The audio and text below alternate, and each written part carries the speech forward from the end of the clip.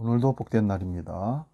사도신경으로 신앙 고백하심으로 8월 18일 화요일 아침 예배를 드립니다. 나는 전능하신 아버지 하나님 천지의 창조주를 믿습니다. 나는 그의 유일하신 아들 우리 주 예수 그리스도를 믿습니다. 그는 성령으로 잉태되어 동정녀 마리아에게서 나시고 본디오 빌라도에게 고난을 받아 십자가에 못 박혀 죽으시고 장사된 지 사흘 만에 죽은 자 가운데서 다시 살아나셨으며 하늘에 오르시어 전능하신 아버지 하나님 우편에 앉아 계시다가 거기로부터 살아있는 자와 죽은 자를 심판하러 오십니다. 나는 성령을 믿으며 거룩한 공교회와 성도의 교제와 죄를 용서받는 것과 몸의 부활과 영생을 믿습니다. 아멘. 오늘 아침 우리에게 주신 하나님 말씀은 신약성경 로마서 1장 1절에서 7절 말씀입니다. 신약성경 238면에 있습니다. 이 말씀 봉독할 때에 살아계신 하나님의 음성을 듣기 바랍니다. 로마서 1장 1절에서 7절 봉독합니다. 예수 그리스도의 종 바울은 사도로 부르심을 받아 하나님의 복음을 위하여 택정함을 입었으니 이 복음은 하나님이 선지자들을 통하여 그의 아들에 관하여 성경에 미리 약속하신 것이라.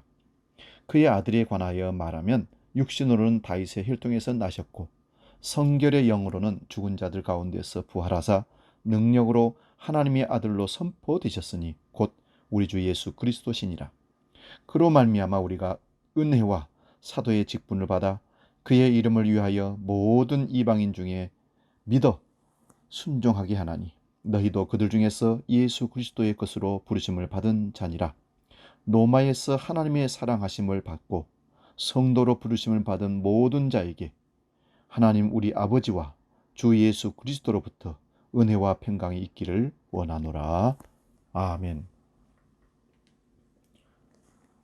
봉독한 말씀으로 소명과 사명이라는 제목으로 말씀을 상고합니다.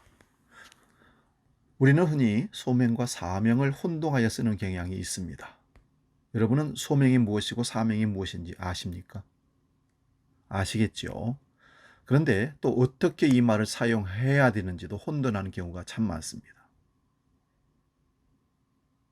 여러분, 소명과 사명에도 순서가 있습니다. 사명 감당했다고 하는 분에게 언제 소명 받았냐고 물어보면 혼란스러워합니다. 우리가 하나님으로부터 부르심을 받고 사명을 감당하는 것이 순서라고 봅니다. 일상생활에도 일을 시키려면 누군가를 부른 다음에 이런 일을 하라고 맡기게 됩니다. 부르는 것이 소명이고 일을 맡기는 것이 사명입니다.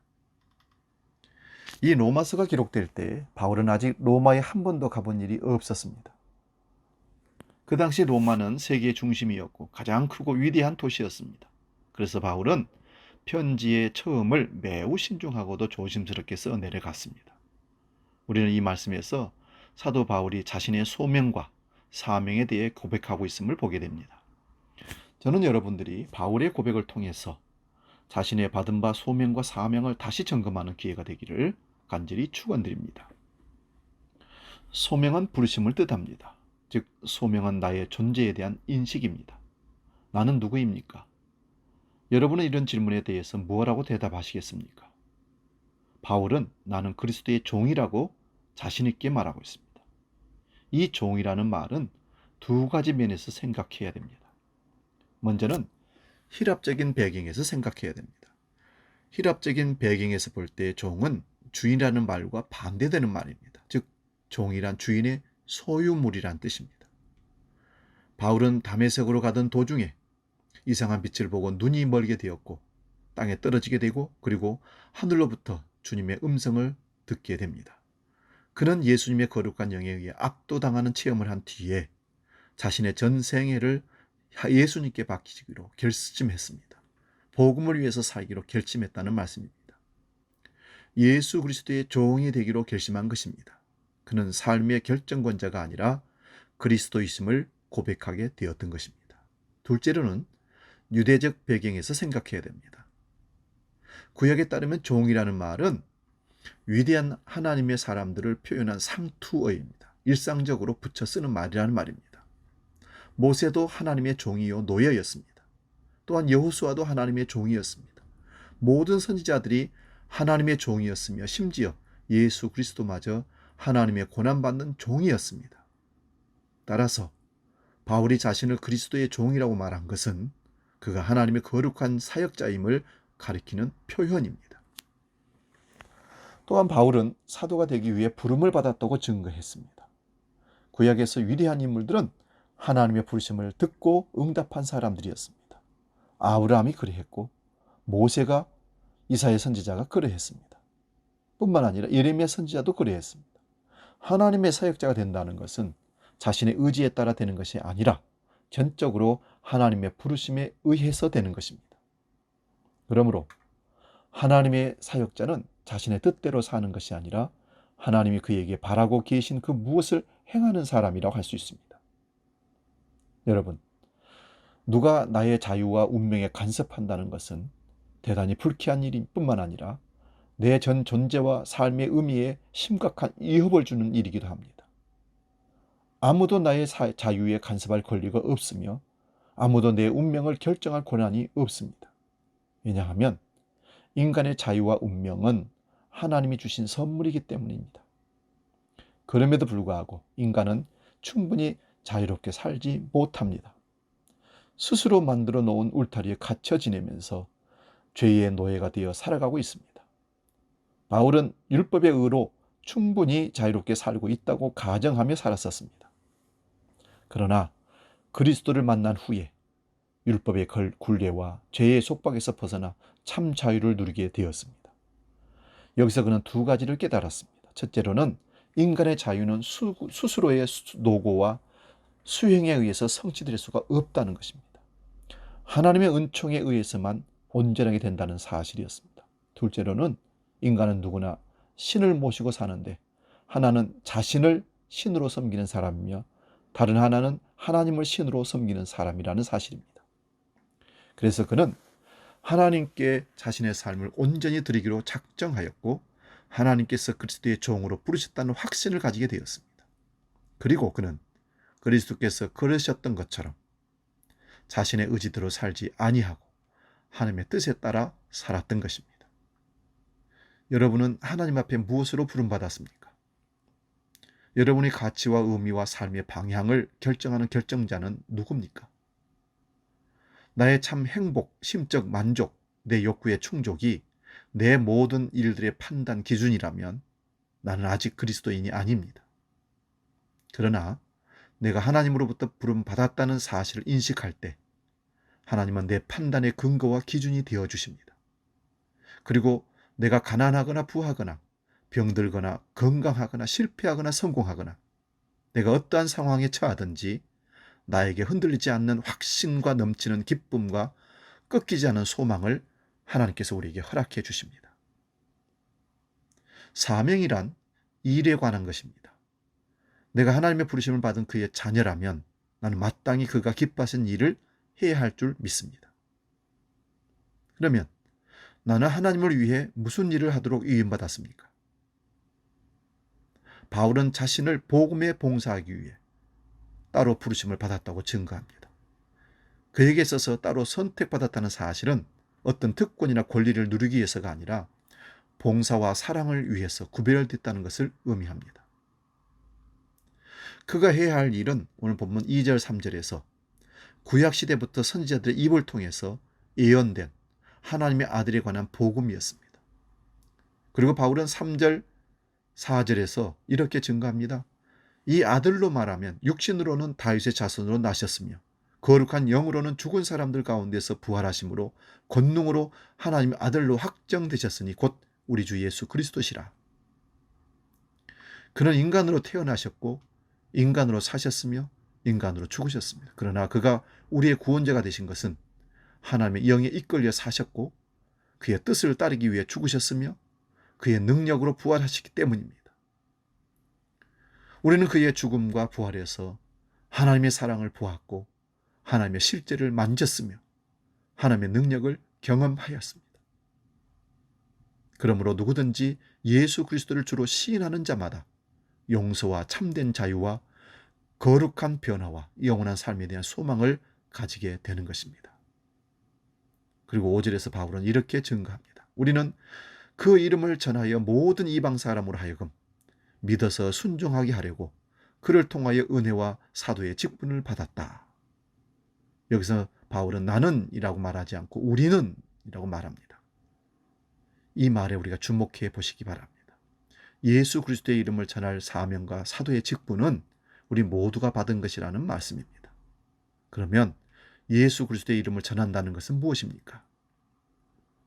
어느 날 미국 루이지애나주에 있는 폰차 트렌트 호수에 배가 파손되었습니다. 관광선이었던 것 같습니다.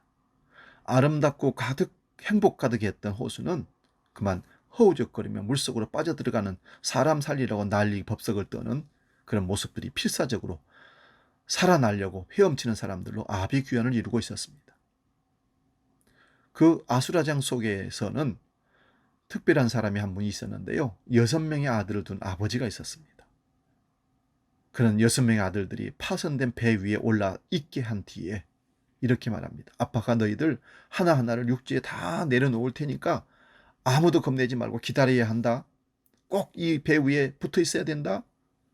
그리고는 아버지가 한 아이씩 육지에다가 데려다 놓는 필사적인 노력을 기울였습니다. 그러나 아빠는 5번째 아이를 건져다 놓고는 거의 쓰러질 듯이 기진맥진해버렸습니다.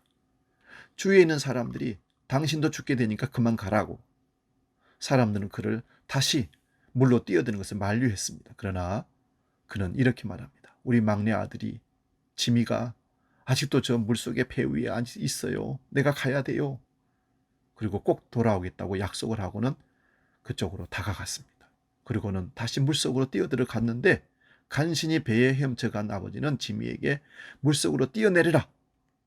그리고는 아이를 안았는데 그 상태로 기운이 없었던 아버지는 물속에 아이를 껴안은 채 들어가고 말았습니다. 그리고는 아이와 함께 떠오르지를 않았습니다. 사랑하는 여러분, 하나님이 여러분을 위해서 희생하신 그 사랑, 이보다 더 크다는 사실을 잊지 말아야 합니다. 요한일서 4장 10절은 이렇게 증거합니다. 사랑은 여기 있으니 우리가 하나님을 사랑한 것이 아니요 오직 하나님이 우리를 사랑하사 우리 죄를 위하여 화목제로 그 아들을 보내셨습니다. 예수의 이름을 전한다는 것은 그의 십자가 죽음에 나타난 하나님의 사랑을 전하는 것입니다. 사도 바울은 십자가 죽음에서 나타난 하나님의 사랑을 고린도후서 5장 14절에서 이렇게 풀이하고 해석합니다.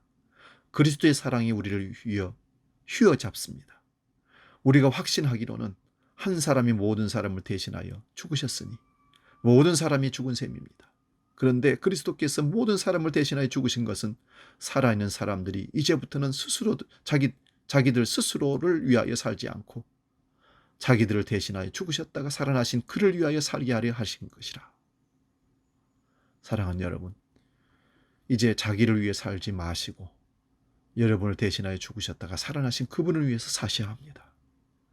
하나님의 섭리에 따라 그리스도의 종으로 소명을 받고 하나님의 아들에 관한 복음을 전하는 그 사명을 받은 우리는 소명자요 사명자입니다.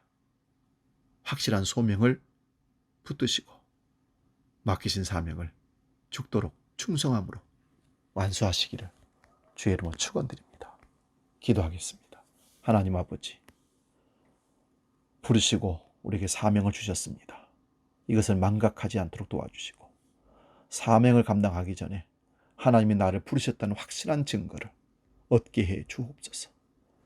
소명에 확실히 확증된 사람들은 반드시 사명을 감당할 수밖에 없습니다. 그리스도 예수의 영이 우리를 강권하여서 끊임없이 십자가에 우리를 위해 죽으신 주님을 증거하게 하십니다. 오늘도 내일도 우리가 살아야 할 이유가 있다면 덤으로 사는 인생, 사명 주셨기에 그 사명을 감당하기 위해서 사는 겁니다. 오늘도 부르신 뜻대로 사명 감당함으로 우리가 하나님 앞에 아름다운 덕을 세우는 복된 날 되게 하시고 지치지 않게 하시고 주님이 주시는 힘과 능력과 지혜로 끊임없이 우리 가족과 이웃들과 죽어가는 생명들을 살리는 일들 속에 이 코로나 위기 속에서도 여전히 사명 감당할 수 있는 우리 모두가 되게 하여 주시옵소서. 이제는 우리 주 예수 그리스도의 은혜와 아버지의 놀라우신 사랑과 성령님의 감동 교제 역사 충만케 하시니 아침 예배로 마음을 함께 모은 모든 소명 사명자들 위해 이제 영원히 함께 계시기를 간절히 축원하옵나이다.